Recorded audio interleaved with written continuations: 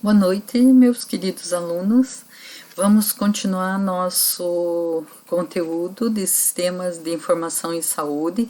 Nós começamos vendo que um sistema de informação de saúde é um mecanismo de coleta, processamento, avaliação e transmissão dos dados. Então, nós trabalhamos para que é feita essa coleta, processamento, análise e transmissão dos dados? Para planejar em saúde, para organizar o serviço, avaliar nossos serviços de saúde, né, e fazer acontecer, fazer funcionar nossos serviços de saúde. Nós precisamos de dados, então, para tomar nossas decisões. E nós falamos, eu citei para vocês vários dos sistemas de informações de saúde, dos quais nós trabalhamos diretamente. Falei do SIM, SINASC, SINAM, CIS Pré-Natal, CIA, CIH, CISVAN, CNES. Então, e começamos a detalhar mais sobre o sistema de informação de mortalidade, né, com a declaração de óbito. Então, a declaração de óbito, formulário inteiro, ele é nesse formato. Nós vamos especificar por campos e ele vem em 3 vias, né, a via branca, amarela e rosa. Ela não pode ter rasura, então tem que ter todos os dados, de preferência ter o documento do falecido para poder preencher esse formulário. E se tiver rasura, tem que descartar esse formulário, colocar ele como anulado, como tem nesse formulário que estou mostrando para vocês. Ele só está comigo porque foi um formulário anulado. Primeiro campo, então, é a questão da identificação do falecido. Como eu falei para vocês, com documento na mão para não errar nome, senão não passa no cartório. Começa preenchendo se esse óbito ele é tipo de óbito, se ele é fetal ou não fetal. Fetal se ele fosse um produto de uma concepção que tivesse ido a óbito antes do parto, né, antes de ser extraído do corpo da mãe. A data do óbito é indispensável. Hoje, cartão SUS, em todo documento que vai se preencher no SUS, o indivíduo tem que ter cartão SUS, senão tem que fazer ele para daí internar, para daí preencher os documentos. E a naturalidade do indivíduo, nome do falecido, nome do pai, nome da mãe, data do nascimento, idade. Então, se tem anos completos, 60 anos, se tem dias, meses, então vai preenchendo aqui. Em alguma situação, né, de pessoa de rua, alguma situação que não conseguiria saber sem documento, que não teria como calcular a idade, daí seria ignorado. Deixa eu vir aqui para... aqui. Isso, fica maior o campo para nós trabalhar. Depois vai preencher sexo, masculino, feminino, em alguma situação ignorado. Raça ou cor, então branca, preta, amarela, parda, indígena. E situação conjugal, se é solteiro, casado, viúvo, separado, união estável, ignorado.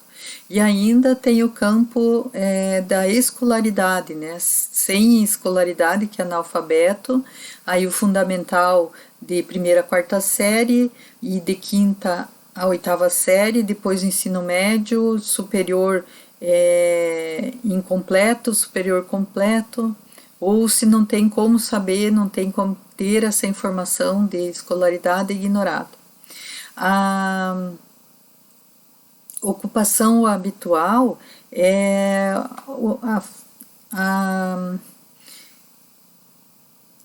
informar anterior se aposentado ou desempregado, então a profissão. E o código depois vai a pessoa que codifica, ou se eu preencho a profissão aqui, o computador tem essas profissões já codificadas, já vai preencher automaticamente. Então esse é o campo 1, a primeira parte do atestado de óbito, da declaração de óbito. Então, aqui trago um conceito de morte fetal, só para ficar claro, né, então, que a morte do produto de concepção ocorrida antes da completa expulsão ou o parto ou extração, no caso da cesárea, do organismo materno, independente do tempo de gestação, né, se nasceu, a morte aconteceu antes do nascimento, vai ter que preencher um atestado de óbito como morte fetal. No bloco 2 e 3, então, esse pedacinho do atestado do óbito, esse campo, vai falar da residência, né, do endereço do falecido e da ocorrência onde aconteceu o óbito. Se aconteceu tá tão pequenininho ali que no hospital, eu vou marcar o número 1, 2 outros estabelecimentos de saúde, de repente estava no comércio, estava na igreja, estava num asilo. O 3 é domicílio, né, se aconteceu em casa esse óbito. O 4 é via pública. E 5 é outros, ou ainda ignorado. Algum outro que não está citado, né, nesse, não contempla nesses aí. E daí o estabelecimento, se foi algum estabelecimento diferente, vai complementar aí. No campo 4, é um campo que contempla informações da mãe, porque se foi um óbito fetal e essa mãe estava grávida, então contempla informações da mãe, da gestação e do bebê, como é que ele nasceu, o peso. Vamos lá. O preenchimento, então, da idade da mãe, nesse caso a informação sobre a mãe, esse campo primeiro, se a escolaridade da mãe, se ela era analfabeta, fundamental, ensino médio, superior, e a profissão da mãe. E os dados sobre o bebê, se ele é um óbito fetal ou ainda menor de 1 ano, sobre saber se essa mãe tinha número de filhos nascidos vivos, quantos filhos, se ela teve perdas, né, abortos, quantos filhos também. E que número de semanas de gestação, que semana que ela estava, de quantas semanas de gestação que essa mãe está. E o tipo de gravidez será única, ou dupla, ou ainda uma gravidez tripla, ou mais. E o tipo de parto que aconteceu, se o bebê é um nascido vivo e morreu logo após o parto, ou ainda no primeiro ano de vida, tem que ter essa informação se o parto foi normal, ou cesárea, ou ignorado, que não tem essa informação. E a morte dessa criança em relação ao parto, se foi antes do parto, durante ou depois do parto. Isso tem que ficar claro no atestado de óbito. O peso ao nascer dessa criança e o número da declaração de nascido vivo. Então vai gerar um atestado de óbito porque ela nasceu, viveu algum tempo, minutos, horas, meses e morreu. Ela tem um número de declaração de nascido vivo que vai ter que ser colocado aqui.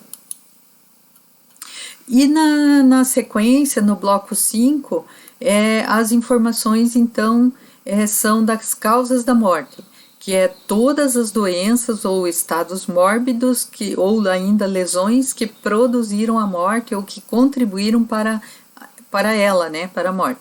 E as circunstâncias do acidente ou da violência que produziu essas lesões. Então, o atestado de óbito começa dizendo nessa parte aqui, primeiramente, se foi mulheres em idade fértil,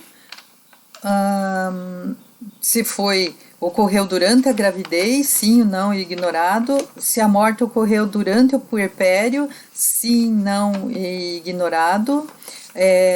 O puerpério tem uma opção assim, antes, sim, até 42 dias, e outra opção, sim, depois de 42 dias até um ano, e não ignorado. E a outra situação que está aqui pergunta se recebeu assistência médica durante a doença que ocasiona a morte, né? Se era assistido, se tinha prontuário, algum registro de que teve assistência médica durante a doença, então vai colocar sim, senão não, ou ainda ignorado.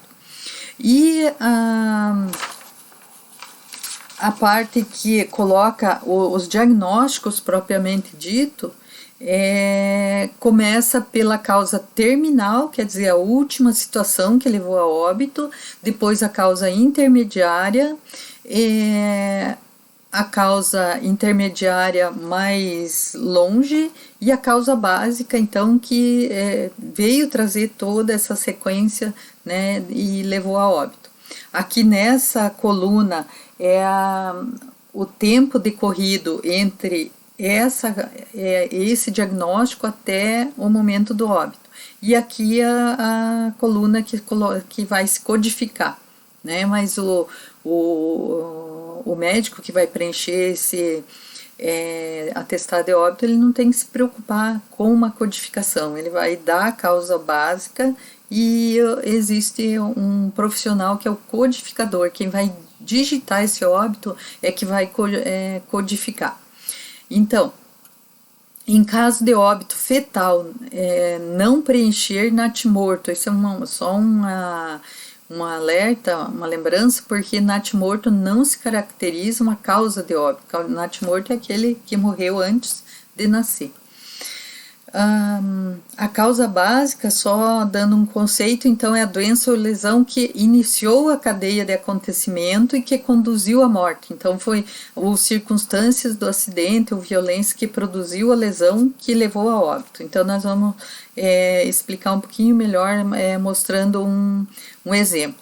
Por exemplo, se esse paciente ele morreu de septicemia, mas o que levou à septicemia? Foi uma pneumonia.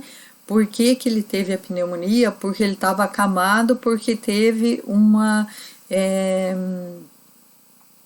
AVC. E o AVC ele teve porque a causa básica, então, é a hipertensão. E ainda poderia ter mais outras situações, outros diagnósticos que esse paciente poderia ter, outras doenças, né, diabetes, outras situações que poderiam estar anotado aqui. Então, começando de baixo para cima, a causa básica é a hipertensão, a intermediária é o AVC, a outra causa intermediária ou a consequência a pneumonia, e a causa terminal, então, foi a septicemia, então, generalizada, que levou a óbito. Passando, aqui tem um exemplo bem que eu acabei de falar para vocês. Então, preenchido dessa forma, a crise hipertensiva é a causa básica, né, que levou a um acidente vascular cerebral isquêmico, que levou a uma pneumonia, que levou a septicemia, que é o último, né, acontecimento que levou a óbito. E aí, o tempo decorrido entre esse diagnóstico e o óbito foram 5 dias, a pneumonia levou 10 dias, o acidente ele teve há 15 dias, a crise hipertensiva ele também fez há 15 dias, já tratava diabetes mellitus mais ou menos 25 anos e ainda tinha sequela de tuberculose lá 48 anos atrás. Então esse é um exemplo de óbito bem preenchido, né, gente? Um outro exemplo de preenchimento de óbito esse indivíduo morreu de choque hipovolêmico devido a a hemorragia digestiva alta, hemorragia devido a varizes esofágicas e as varizes esofágicas devido à cirrose hepática, né, que ele tem há mais de 5 anos. Então, só para entender a sequência do preenchimento do óbito, que não começa colocando o diagnóstico, a doença que ele tratava, e sim o último acontecimento acontecer. Nesse outro exemplo, nós podemos ver também. A última situação foi o coma, há 2 dias. Devido à insuficiência hepática aguda, 15 dias, ele era um portador, a insuficiência devido a ele ser portador de cirrose hepática, e a cirrose hepática, voltando, a cirrose hepática aconteceu devido a ele ter há mais de 10 anos hepatite viral crônica do tipo C, né? Então, se eu quero uma sequência de acontecimentos, há 10 anos aconteceu hepatite, que levou a cirrose, que levou a insuficiência, que levou ao coma. Aqui só para mostrar para vocês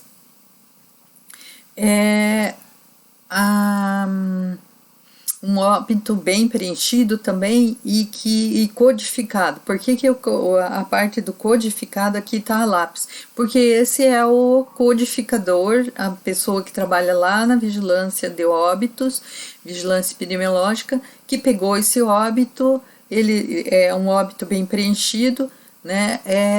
E ele foi codificar para poder digitar, porque daí na hora de digitar vai precisar aparecer os códigos.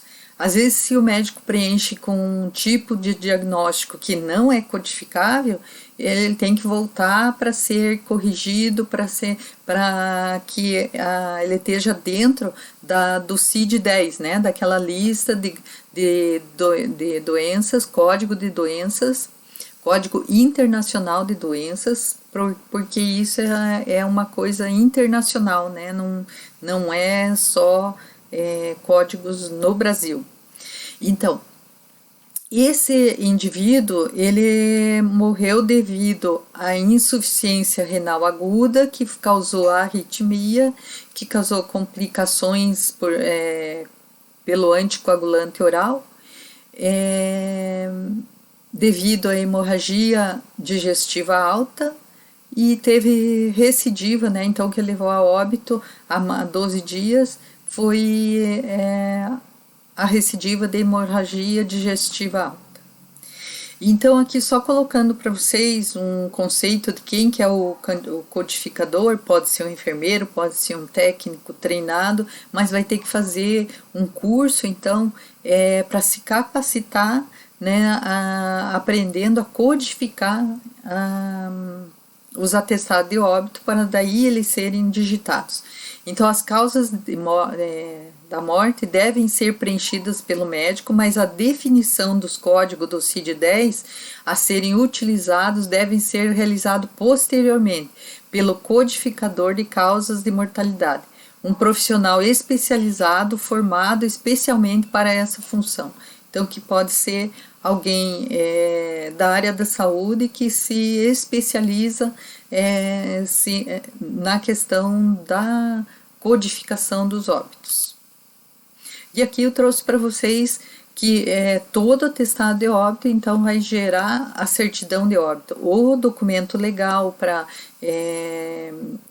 apresentar em situações, né, pós-óbito é o certidão de óbito.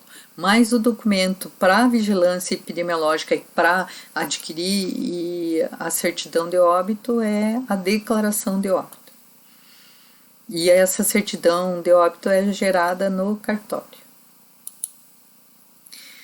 Aí nós passamos para um outro sistema de informação de saúde, que é o SINASC.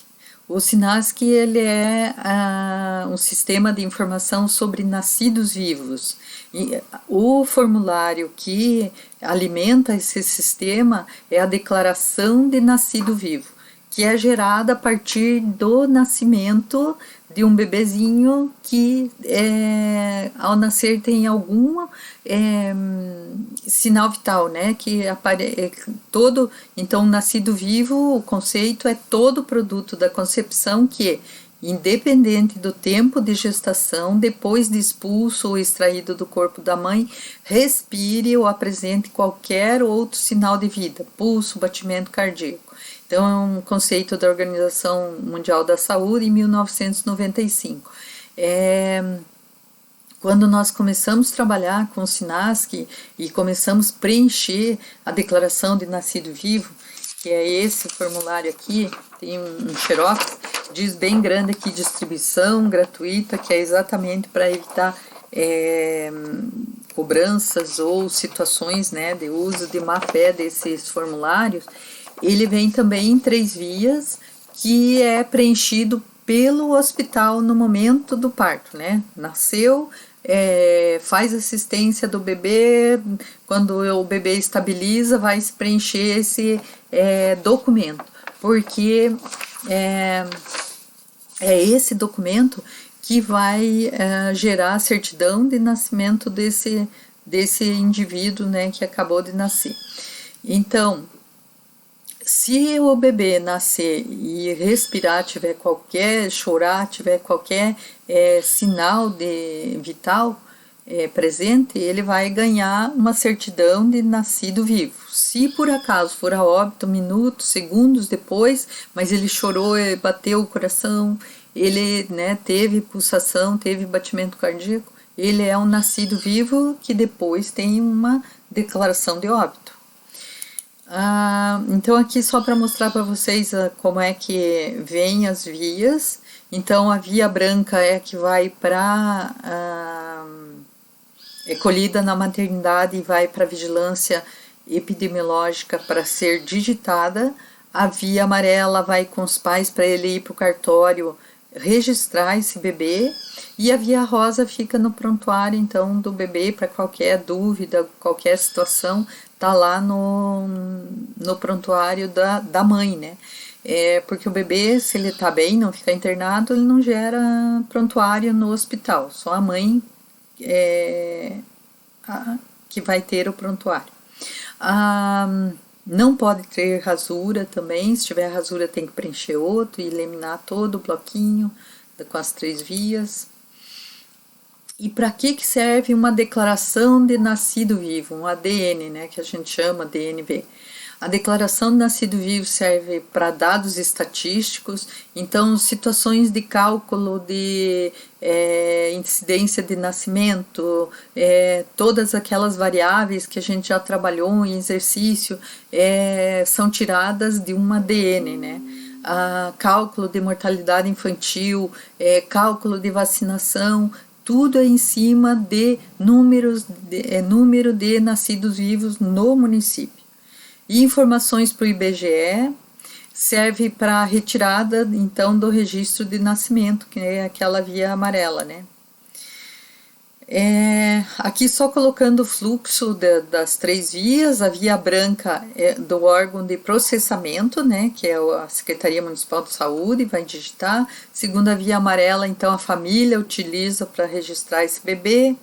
A terceira via, então, que a via rosa, vai ser utilizada no prontuário da puérpera, né, da mãezinha que acabou de ter esse bebê.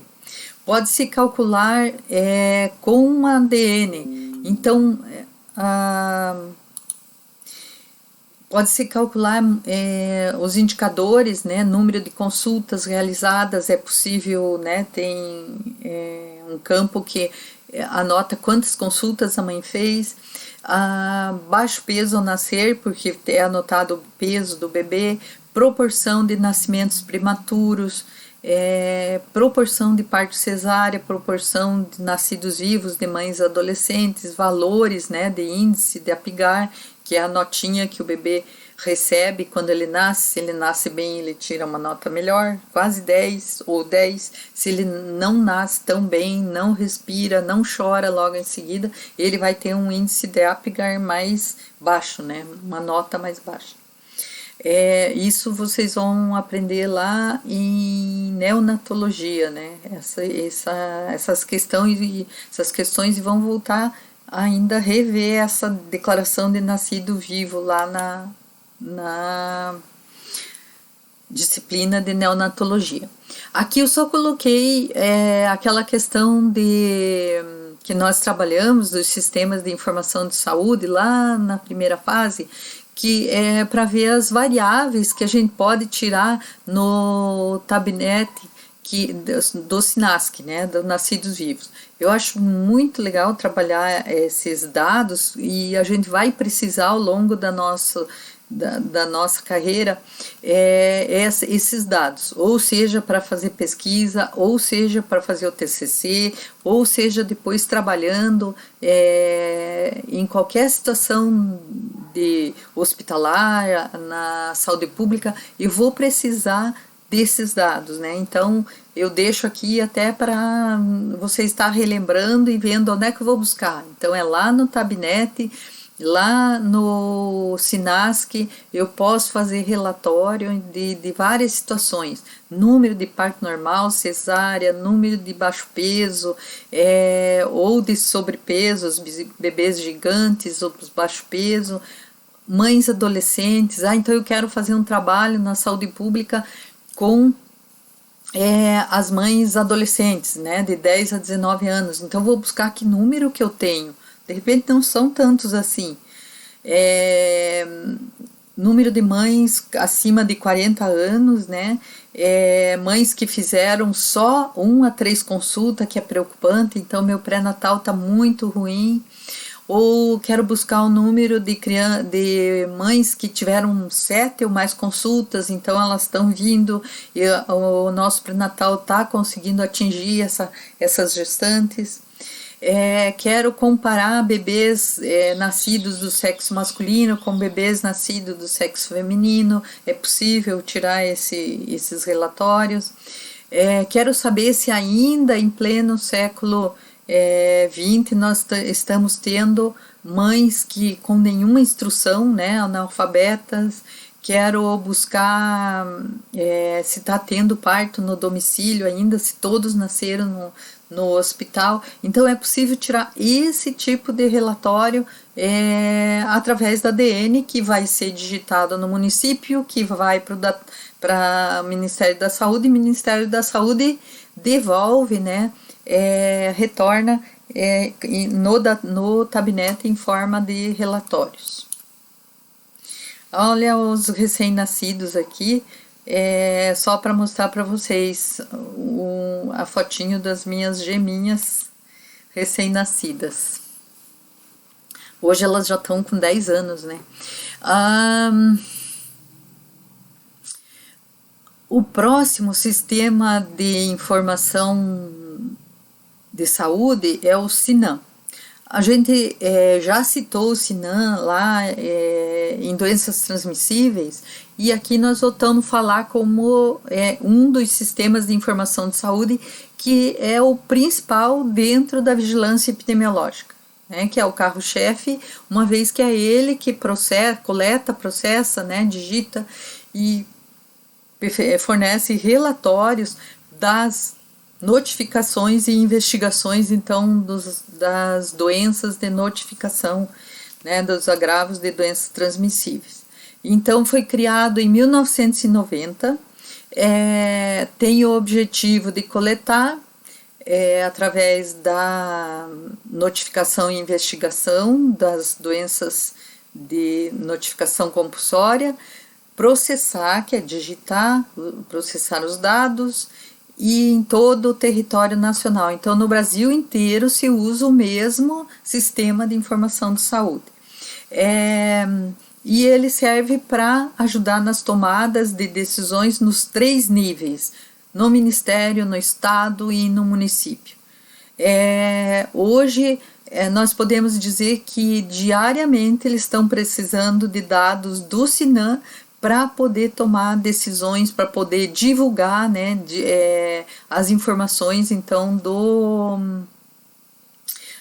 dos casos, né, de Covid-19, que são fichas que foram coletadas, dados que foram feitos exames, quando recebe o exame de volta positivo ou negativo, fecha a ficha, e aí que quando completa a ficha e fecha essa ficha, finalizando, era um caso positivo ou negativo, é que ele vai ser contabilizado, então, e ele entra para a estatística, então, do nossos número de casos de Covid no Brasil.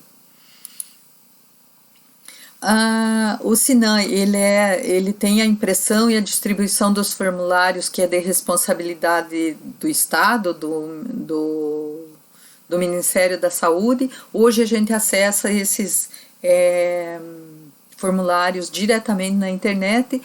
Antes precisava-se ter cópia e replicar essas cópias, né? Hoje a facilidade que a gente não precisa armazenar cópias do formulário de investigação e notificação de todas as doenças, porque aquela que eu vou preencher, aquela que eu vou investigar, eu vou imprimir ali na hora e vou fazer a investigação. O que é de distribuição de bloquinhos é a notificação, porque a notificação tem que ter um número, né, de sequência que já vem do Ministério da Saúde. O fluxo, então, do SINAM começa pelas unidades notificadoras, então aqui na ponta, aqui no município, aqui na unidade de saúde, a unidade notificadora vai para a Secretaria Municipal de Saúde, que condensa, que compila esses dados e digita e manda para a Secretaria Estadual de Saúde, e a Secretaria Estadual de Saúde, então, manda para o CENEP, né, que é onde fecha esses dados e compila e retorna, então, no DataSUS. A transferência de dados é semanal, então por ter agravos, né, que a gente estudou lá dentro da lista de notificação compulsória, tem agravos que são imediatos, né, que eu preciso mandar dentro da semana, que são semanais. Então, por isso que a transferência, eu preciso mandar um lote sempre de dados de notificação e investigação semanal. Se as fichas não forem fechadas no prazo certo, o sistema encerra como caso sem classificação e encerra a ficha. Então sempre o pessoal da vigilância tem que estar atento para não esquecer de fechar essa ficha, não esquecer de pegar o resultado do exame. Os exames às vezes são demorados, né, que leva até 15 dias para ir processar, ter resultado, e esquecer de fechar a ficha. Depois de 2 meses o sistema mesmo encerra e o teu município vai ficar como em atraso não, mas como muitas fichas sem classificação, né, que foi encerrada pelo sistema e não foi dado como descartado nem como confirmado.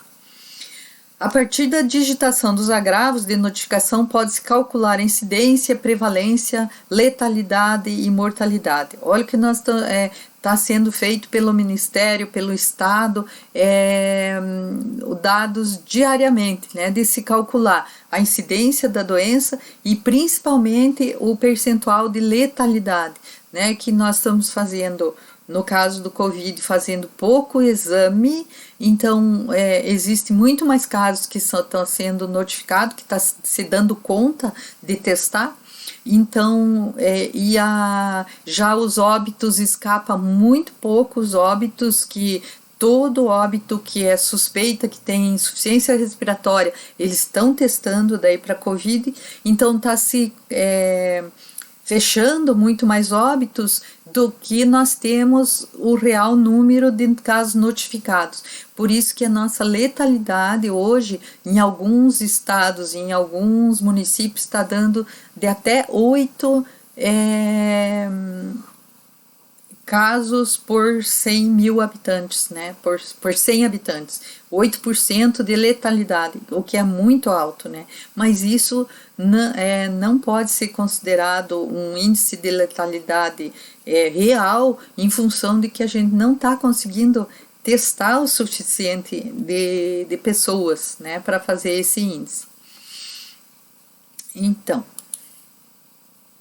aqui nós não vamos falar um por um, eu já trabalhei isso com vocês lá na quarta fase, na disciplina de doenças transmissíveis, mas é que esse ano teve uma atualização, né? Então, a portaria 264 de fevereiro de 2020 atualizou a nossa lista de notificação. Eu coloquei todinha ela para vocês aqui.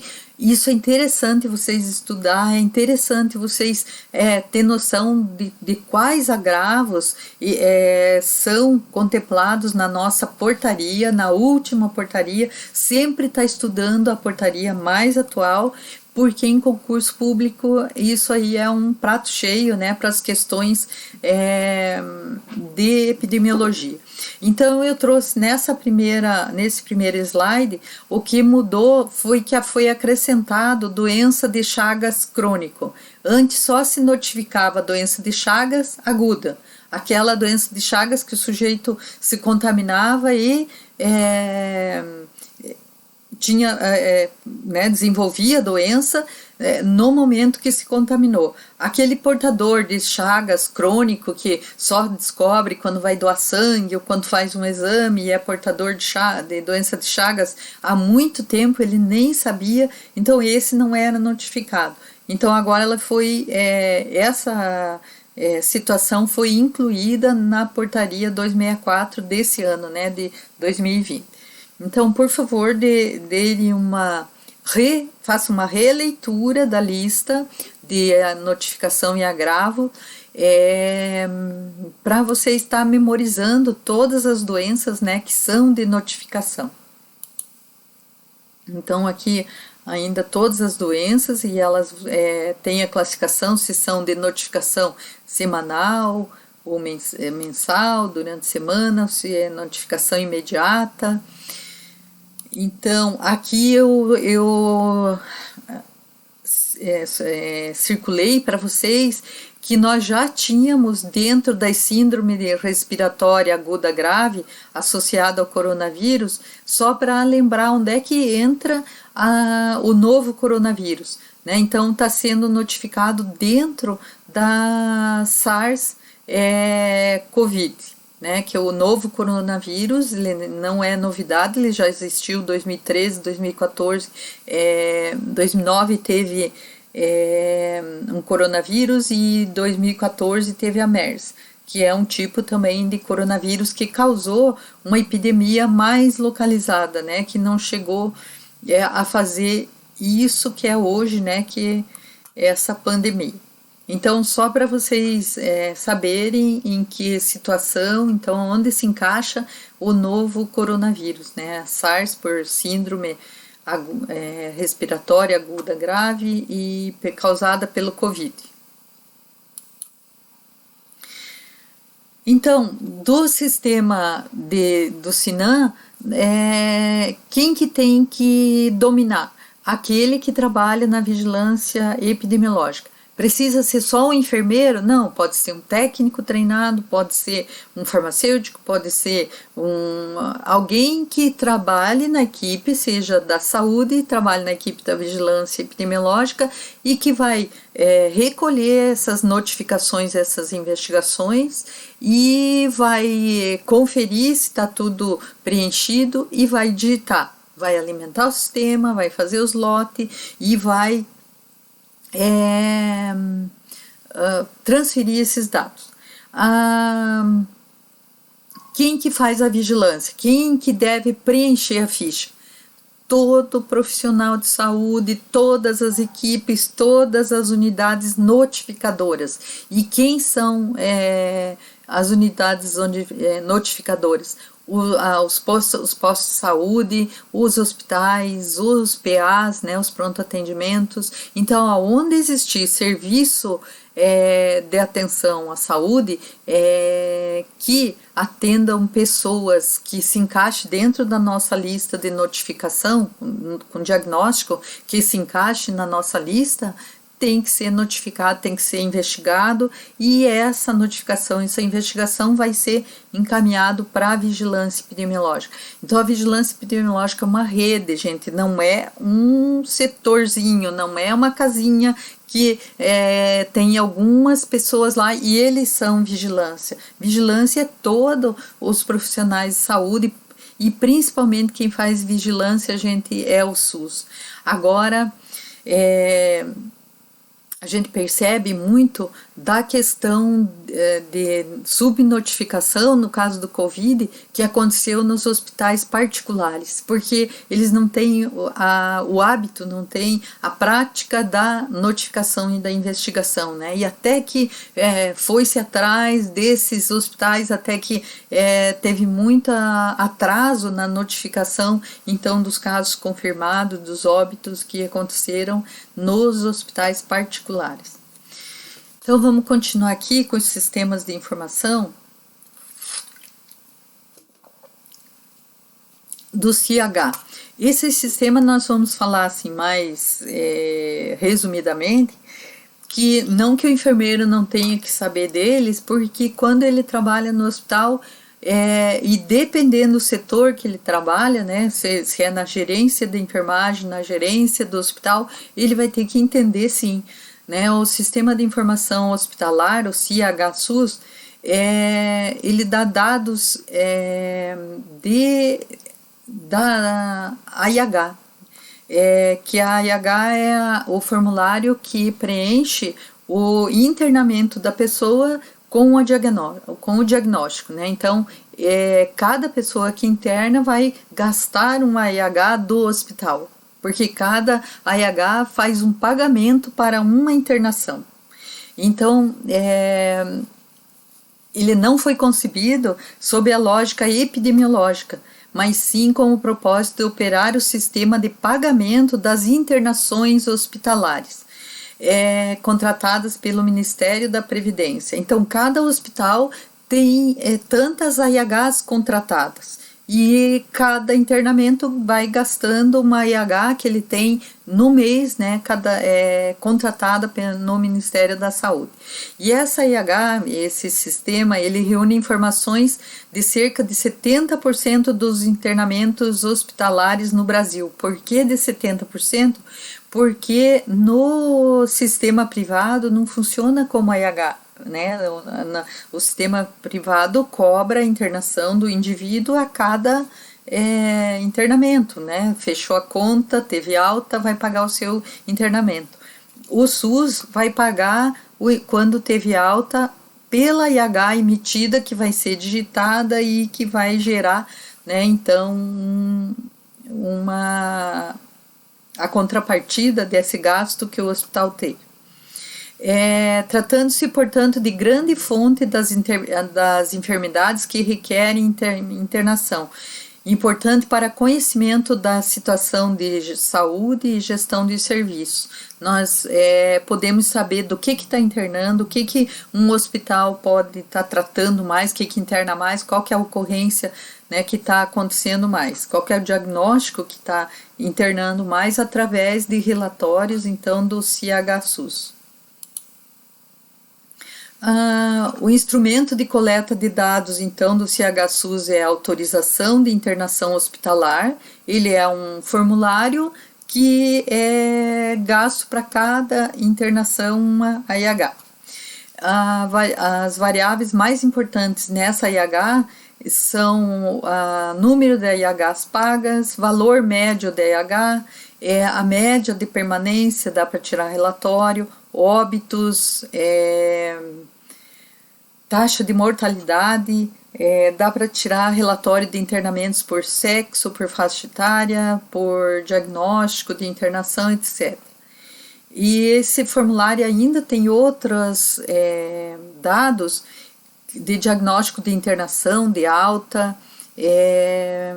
tempo, lugar, procedência do paciente, procedimentos realizados, valores pagos, né, que são variáveis que podem ser tirados do relatório, então, da autorização de internação hospitalar, que é essa sigla aqui, a IH, Vocês vão ouvir falar bastante sobre a IH, principalmente na área hospitalar. O CIA, então, tem o CIH, o H de hospital, o CIA, o A é de ambulatorial, Sistema de Informação Ambulatorial. Então, quem trabalha na gestão do SUS, nos ambulatórios, na Secretaria de Saúde, conhece bastante também, ou tem que tomar conhecimento do CIA-SUS, que é um sistema de apuração de custos e pagamento a prestadores de serviço de procedimentos ambulatoriais, por exemplo, das consultas médicas, dos exames de laboratório ou das atividades de enfermagem, de atividades odontológica, atividade do fisioterapeuta. Então, todos esses serviços de saúde geram boletins para digitar no CIA. E a fonte de dados são ficha de cadastro ambulatorial, ficha de programação físico-orçamentária, os boletins de produção ambulatorial. Cada setor, cada serviço, o serviço de enfermagem tem um tipo de boletim, o médico tem outro tipo de boletim, o dentista, o boletim dele, o laboratório, o boletim deles. Então, cada serviço de saúde, cada profissional da equipe da saúde tem o seu boletim que vai anotar as produções, né? Cada atendimento, anota a data, que procedimento, assinatura do indivíduo que recebeu o procedimento. E isso vai ser digitado no CIA, que vai gerar recursos, então, de volta para o município. As limitações, então, desse sistema, que ela tem uma abrangência restrita só aos usuários do sistema, desculpe, voltando aqui, que quem pode tirar relatório, quem conhece o sistema, que vai ter números, né, e poder tirar relatório. As variáveis mais importantes nesse sistema é que o gestor poderá constar quantas consultas médicas, quantos atendimentos teve, aquela unidade de saúde está valendo a pena manter aberta, quantas consultas teve, quanto atendimento de enfermagem teve, quantos exames foi feito. Nesse sentido, o CIA é bastante bom para tirar relatório, então, e instrumentalizar o gestor para estar fazendo, então, a programação dele. Outro sistema de informação é o CIPNI, o Izinho aqui é de imunização, Sistema de Informação do Programa Nacional de Imunizações. Então, esse sistema, o CIPNI, ele é bem interessante. Alguns municípios agora têm outra forma, porque compraram outro tipo de programa, né? Que não o ESUS, então não estão vendo com esse nome, mas na verdade estão fazendo relatórios e estão digitando da mesma forma, né, que vai cair lá no CIPNI. Então o CIPNI vai gerar informações referentes às doses de vacina aplicada, doses de campanha, as coberturas vacinais alcançadas pelo município. E a fonte de dados, então,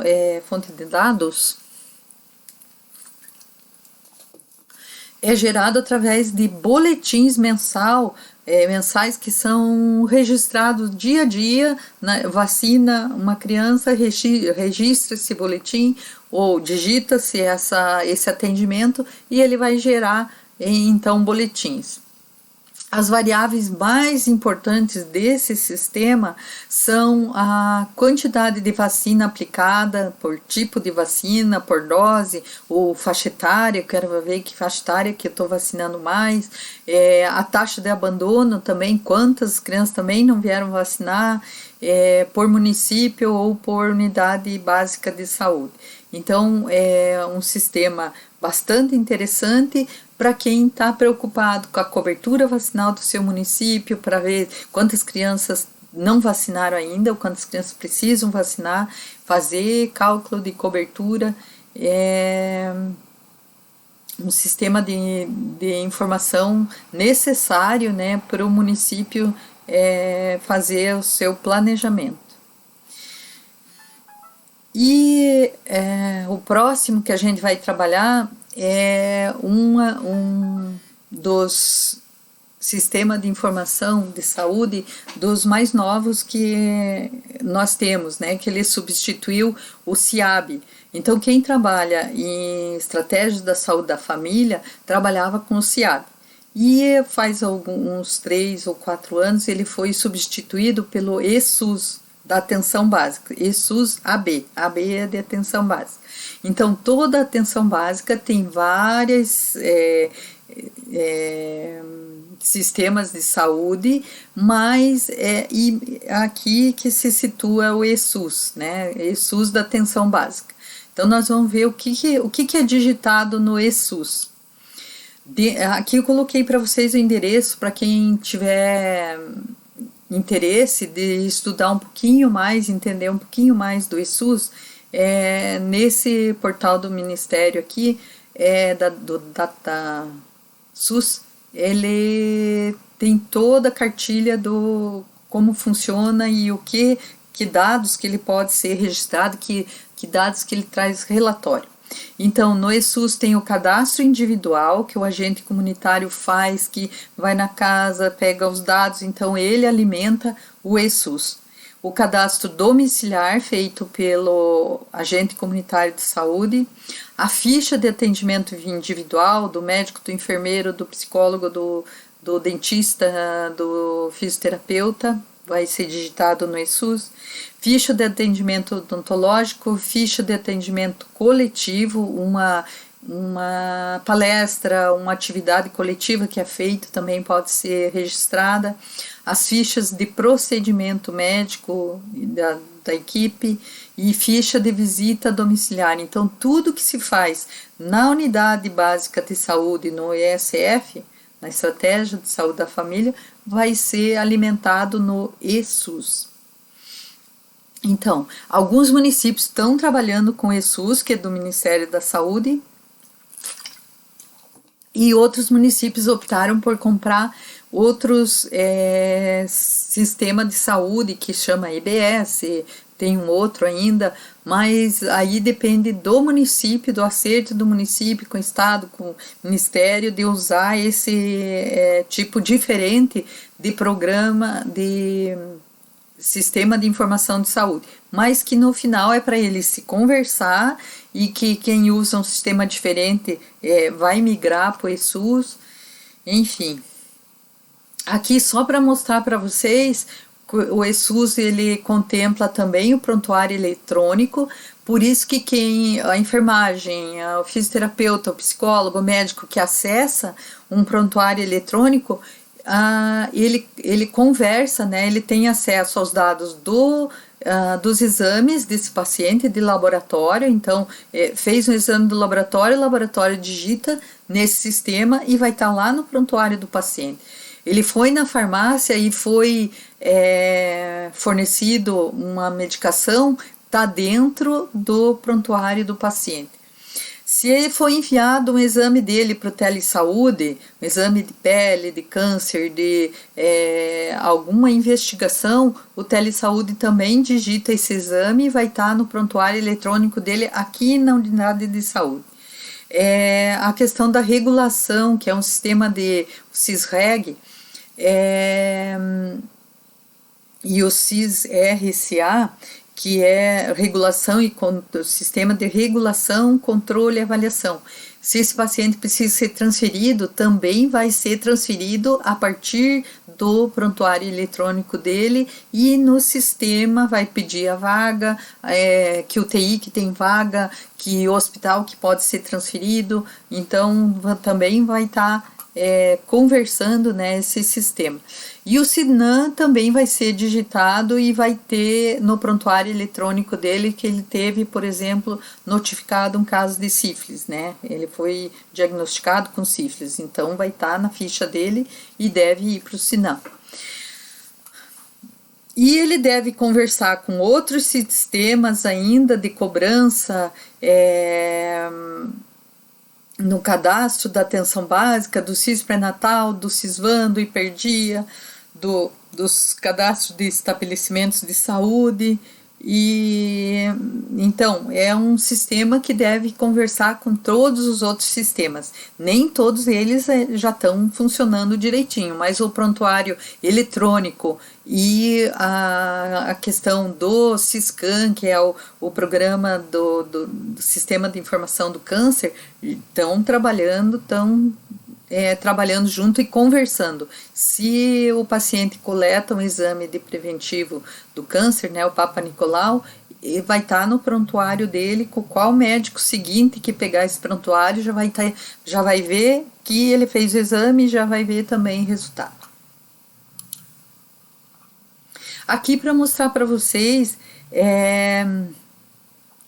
aonde que acessa então informações do Ministério, né? Eu vou lá no DataSUS e vou pegar informações de saúde e a partir daí eu vou tirar os relatórios então dos sistemas de informação que foram alimentados no nosso município. Aqui eu trouxe para vocês o endereço também de Santa Catarina, do Tabnet, o banco de dados do Tabnet, aonde nós vamos buscar os dados de Santa Catarina, né, no saude.sc.gov.br.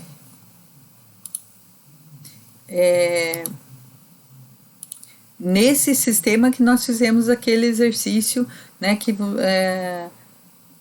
na aula de doenças transmissíveis, que é possível buscar dados do Sinan, do Sinasc, do SIN, né, dados de mortalidade também, então o endereço é por aí. Aqui só para mostrar para vocês no CIPNI o tipo de relatório, né, que é feito.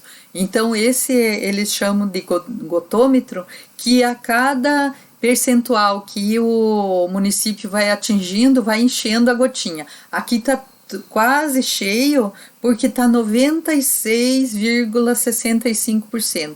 Então foi vacinado muito bem, porque a partir de 95% já é uma boa cobertura vacinal, né, e atingiu a meta da vacinação. Então é muito interessante ver esse aqui dentro do município. A partir que vai digitando os dados na primeira semana, segunda semana, e vai enchendo a gotinha, né, com os números, né, que a gente vai alimentando. E aqui o vacinômetro, nas campanhas que não é gotinha, né, de vacina da gripe, vacina do sarampo, então é medido também pelo vacinômetro. À medida que eu vou alimentando com os boletins e inserindo dados da cobertura vacinal, vai subindo aqui meu vacinômetro. Aqui está em 91%, né, da cobertura vacinal.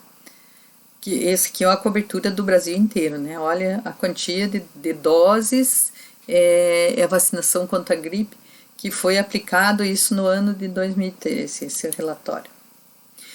Então, pessoal, fechando nossos sistemas de informação de saúde, tem alguns ainda que a gente não trabalhou, mas que às vezes são sistemas que vamos trabalhar na prática, aprender. Todos eles, na verdade, eles têm suas particularidades. E a gente só vai dominar e sentir seguro em trabalhar com eles a hora que a gente precisar trabalhar, precisar digitar uma ficha, precisar de operar o sistema, né? Então, na verdade, nós temos que ter muita humildade quando a gente não sabe, pedir para o nosso colega nos ajudar e buscar sempre manuais de informação. No site do Ministério tem os manuais de todos esses sistemas de informação. Então, quando eu não estou dando conta de operar e de digitar um sistema, eu vou pedir ajuda para o meu colega, vou buscar ajuda nos tutoriais da internet, vou buscar os manuais do Ministério da Saúde. E aí representa vocês em casa, né, com a pipoquinha me assistindo, e vamos lá porque hoje nós temos exercício sobre o Sistema de Informação de Saúde. Então, até mais, pessoal.